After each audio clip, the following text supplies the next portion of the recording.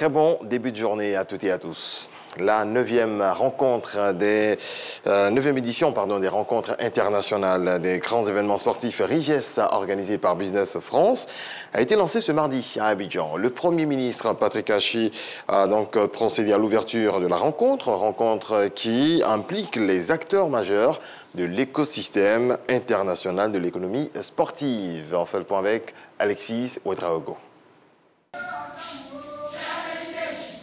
Les rencontres internationales des grands événements sportifs RIGES 2022 ouvrent leurs portes à Abidjan.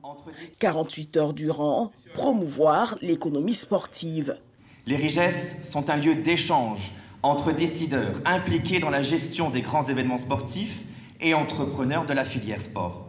Cet événement a vocation à présenter l'évolution des différents marchés internationaux de la filière et chaque année, les RIGES réunissent près de 300 personnes et une quinzaine de pays à l'honneur.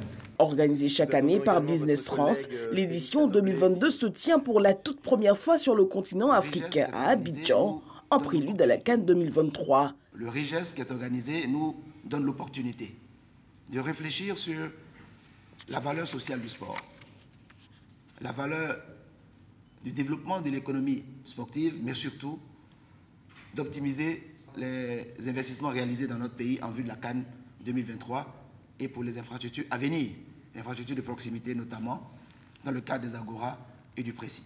Les RIGES sont surtout de grands moments, notamment d'échanges avec des entreprises françaises. La diversification des sources de financement du sport est une exigence claire pour permettre le décollage, l'amplification de cette économie du sport en Côte d'Ivoire. Nous comptons donc sur le soutien engagé de nos fidèles partenaires internationaux et sur celui des acteurs mondiaux de ces marchés pour y parvenir. Avec cette ambition claire du gouvernement ivoirien, le RIGES constitue naturellement un terrain de jeu de prédilection pour renforcer cette stratégie, jouer collectif et incarner un point de rencontre et d'opportunité d'affaires entre les acteurs ivoiriens et africains et entre les entreprises donc, françaises et celles-ci, référentes du secteur. Elles trouveront ici l'occasion de nouer contacts de qualité et partenariats innovants dans la mise en œuvre de la politique économique sportive de nos nations et, plus globalement, de notre continent, l'Afrique. Notons que plusieurs pays prennent part à ce rendez-vous, notamment le Cameroun, le Sénégal, le Togo, la République démocratique du Congo et le Tchad. L'Office national de l'état civil et de l'identification de Côte d'Ivoire, ONESI, veut accélérer le processus de remise des cartes nationales d'identité. Des services mobiles seront mis en place depuis ce mardi. Pour cette opération, c'est le directeur général de l'ONESI qui porte l'information lors d'un point presse. Khalil Diomandé, Walter, Amadou Ouattara. Nous avons fait notre pièce d'identité depuis 2018. Et depuis lors, ce n'est pas encore sorti. Pour présenter les concours, pour aller à la banque, tout ça, vraiment c'est difficile.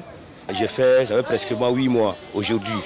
Jusqu'à présent, pas de réponse. Moi, je ne sais pas ce qui ne va pas au juste. Des plaintes bien entendues par l'Office national de l'état civil et de l'identification de Côte d'Ivoire, ONESI. À compter de ce mardi 17 mai, démarre une opération exclusivement dédiée aux réclamations de cartes nationales d'identité. Il s'agit pour l'ONESI de redéployer son dispositif de proximité en vue de permettre aux personnes en attente de leur pièce d'identité depuis au moins 45 jours d'obtenir l'information exacte sur le statut de leur demande et les orientations nécessaires pour un meilleur traitement. Le Palais des Sports de Trècheville, la place Figayo de Yopougon et la mairie d'Abobo serviront de cadre pour la circonstance. Cette opération concerne environ 450 000 personnes pour lesquelles nous avons besoin de les revoir, soit pour reprendre une photo, soit pour reprendre leurs empreintes, soit pour qu'elles puissent nous préciser leur centre d'état civil. Si vous nous envoyez un document et que ce document-là, nous ne pouvons pas le retracer, alors nous sommes obligés d'attendre de pouvoir le retracer avec votre concours.